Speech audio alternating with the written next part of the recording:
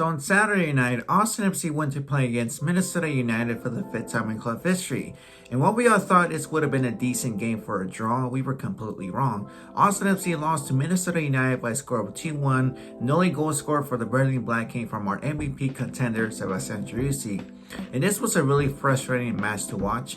But first of all, let's look at the lineup.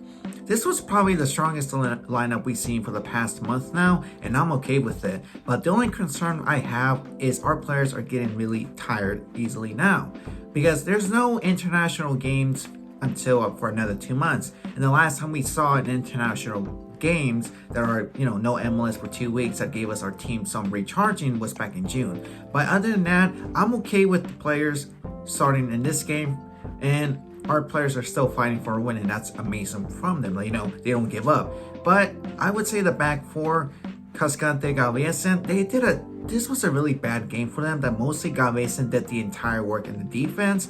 Cascante did his best to be in the same level as Galvesen, but ever since that clusterfuck he did, it's gonna be a hard thing for him to recover from. Lima over Jimenez. Jimenez was back in training but still injured from his groin injury, and Gallagher still the best left back in the team for now, because Komenich lost that role from now on. In the midfield, Driussi got some minutes. We were hoping for him to get some, be on the bench to avoid another yellow card. If he did, he would have gotten the fifth one and missed out the LAFC match. But no, he was saved.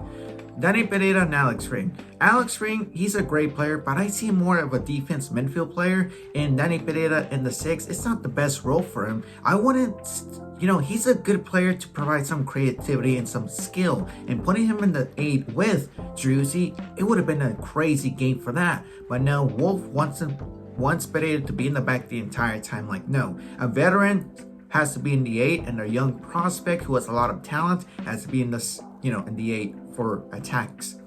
And the trio, Urruti, no more, just bench him from now on. He hasn't been providing anything at all for Austin FC, but the only time we saw him do something good was scoring against Houston Dynamo in a 3-1 win back in July. But other than that, this was a really good game for Austin FC with this great lineup. But besides of calling it a good game, we were suffering in the first half.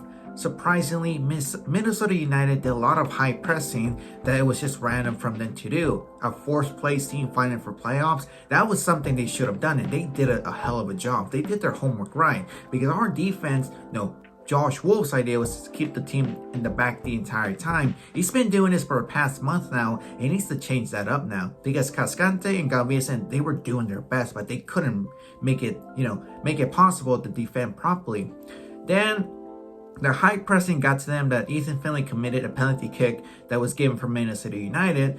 This is the second penalty kick in 2 weeks that Finlay has given, and second one has to be back to Minnesota, a team where he used to play. But the penalty kick was so soft that even the ref didn't go to VAR and see it. We all saw it as a soft call, but anyways, it was given.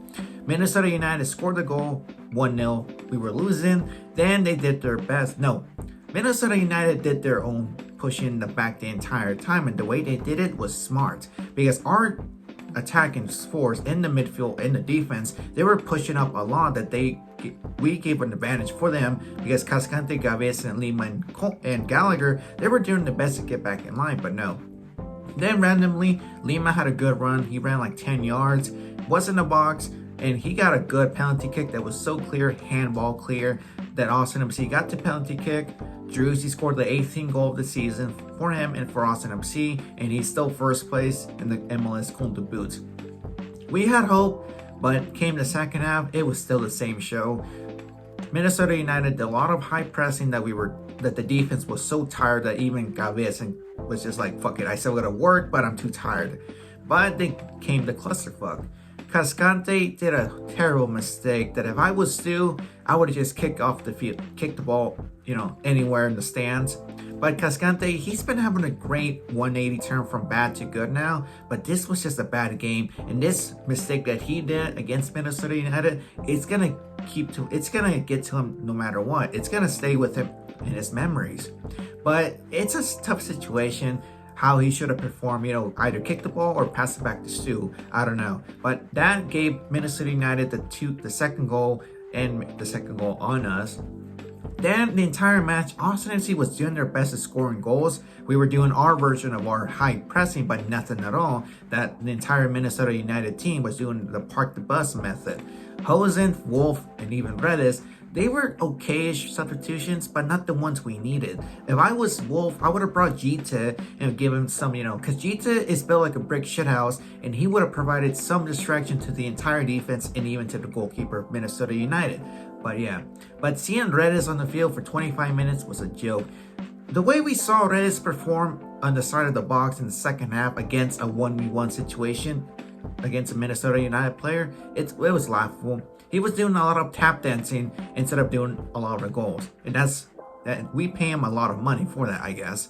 But other than that, Austin FC lost the game, ending our 3-month streak being undefeated on the road. But we're still the best team with the most wins with 8 wins. Would have been nice, it would be 9. But other than that, our next game is against LAFC, the biggest game of the season. And that same night, LAFC lost the game to San Jose. So it would have been nice if we got a win and would have had some momentum against LAFC on Friday. But other than that, you guys, I hope you guys understood this video. I was doing my best to control my anger and my frustration, but it got to me a little bit right now. But yeah, the name was Vanilla Mexican 17. I'll be back here with the LAFC preview match. But for the meantime, stay hydrated, and I'll catch you guys on the next one.